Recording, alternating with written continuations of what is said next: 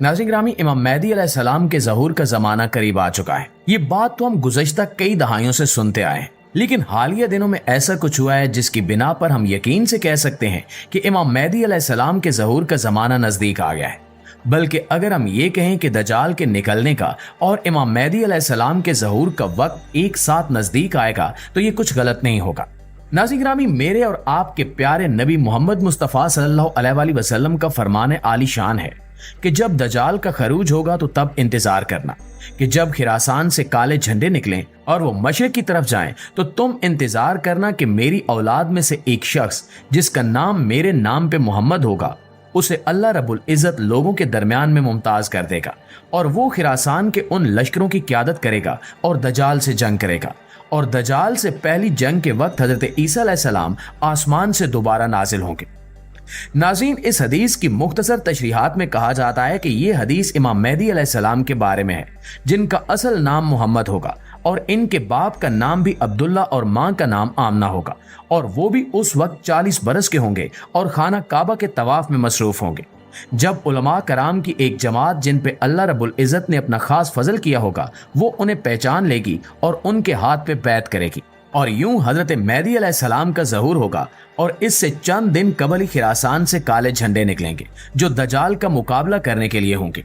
इस हदीस से दो बातों की सिरात होती है कि हजरत मेहदी अलैहिस्सलाम का ज़हूर दज्जाल के खरूज के बाद होगा, यानी दज्जाल के ज़ाहिर होने से कुछ अरसे बाद, जब दज्जाल पूरी दुनिया पर अपना कब्जा जमा चुका होगा सिवाय मदीना और मक्का के, और वो अपनी फौजें लेकर शाम के दारुल हुकूमत दमिश्क में पड़ाव करेगा। उस वक्त इमाम मेहदी अलैहिस्सलाम इन खिरासानी लश्करों को, जिनके झंडों का रंग काला होगा, इनकी क़यादत करेंगे और जंग की सुबह फजर के वक्त हजरत ईसा अलैहिस्सलाम दमिश्क की जामे मस्जिद के मशरकी मीनार पे आसमान से फरिश्तों के कंधों पे टेक लगाए हुए नाजिल होंगे।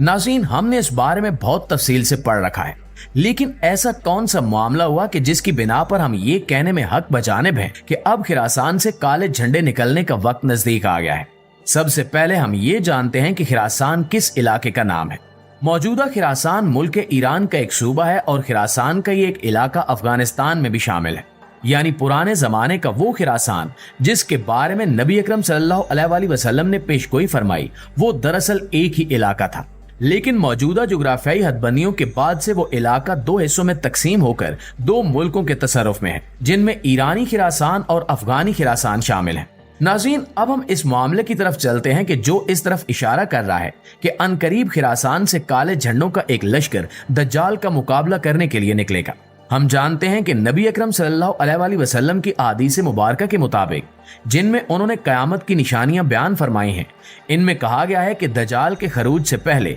मुसलमानों और ईसाइयों ने मिलकर यहूदियों से जंग करनी है और इसके बाद मुसलमान और ईसाई आपस में जंग करेंगे और इस दौरान दज्जाल का खरूज होगा। तो नाज़रीन, वो आखिरी जंग कौन सी है जो इस मामले को इस जंग तक लेके जाएगी जिसमें यहूदी एक तरफ और मुसलमान और ईसाई दूसरी तरफ होंगे? आप जानते हैं कि कुछ दिन कबल फलस्तीन की जानिब से इसराइल पर हमला हुआ और अब इसराइल पूरी ताकत से गजा पे बमबारी कर रहा है और इसमें इसका साथ दुनिया की कई हुकूमतें दे रही हैं। कल ही एक ऐसी खबर आई जिसने इस चीज के इम्कानात रोशन कर दिए हैं कि शायद अब ईसाई मुसलमानों के शाना बशाना यहूदियों के साथ लड़ेंगे। वो खबर है ईसाइयों के उस सबसे कदीम चर्च की जो फलस्तीन के इलाके में कायम है और जिसकी तारीख सन 425 ईस्वी तक जाती है। कल की खबर के मुताबिक ईसाइयों का वो चर्च इसराइली बमबारी के नतीजे में तबाह हो गया है।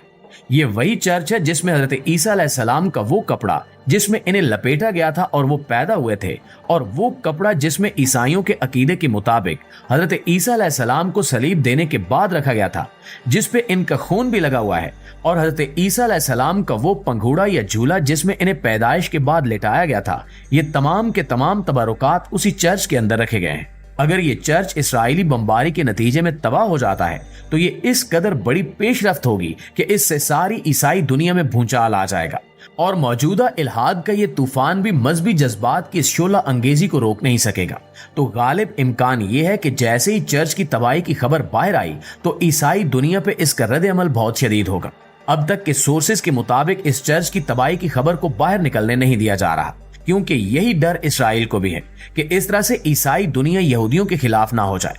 अलबत्ता इससे पहले ही पूरी की पूरी ईसाई दुनिया में फलस्तीनियों के हक में बेशुमार मुजाहरे हो रहे हैं और कई जगहों पर और खास तौर पर अमेरिका के दारुल हुकूमत वाशिंगटन में यहूदियों के हक में निकलने वाली एक रैली का टकराव फलस्तीन के हक में निकलने वाली एक रैली से हुआ, जहां पे शदीद हाथापाई और धींगा मुश्ती हुई और कई लोग जख्मी हुए।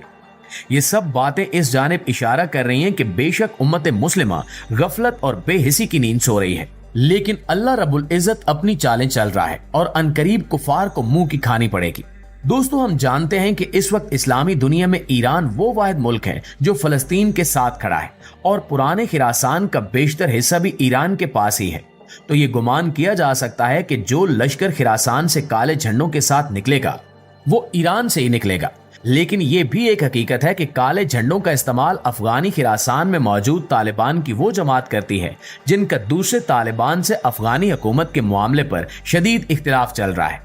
इसलिए ये क्यास करना फिलहाल दुश्वार होगा कि इमाम मेहदी अलैहिस्सलाम की नुसरत और क़यादत में जो काले झंडों वाला लश्कर निकलेगा वो अफगान तालिबान के नाराज गिरोह का होगा या ईरानी खिरासान में मौजूद शिया मलेशिया का। हमने अफगान तालिबान के नाराज गिरोह का लफ्ज इसलिए इस्तेमाल किया कि हुकूमत में मौजूद तालिबान इस जंग में शिरकत से वाज़े इनकार कर चुके हैं और ये नाराज गिरोह शुरू से ही ऐसी किसी हुकूमत का हिस्सा बनने या ऐसी हुकूमत को गले डालने के लिए आमादा नहीं था जो इनके पैरों में आलमी मसलियत की बेड़ियां बांधकर इन्हें दुनिया में खुले आम जिहाद से रोक दे।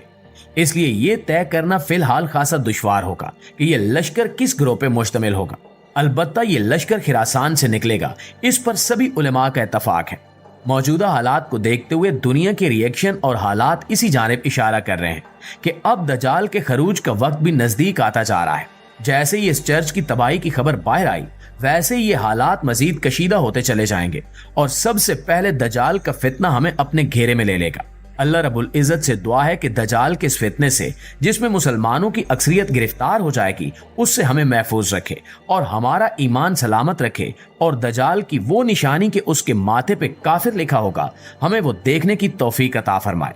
क्योंकि हदीस के मुताबिक ये निशानी सिर्फ और सिर्फ वो साहिब ईमान देख सकेंगे जिनके दिलों में मुनाफकत नहीं होगी और जिनका ईमान पाक साफ और खालिस होगा।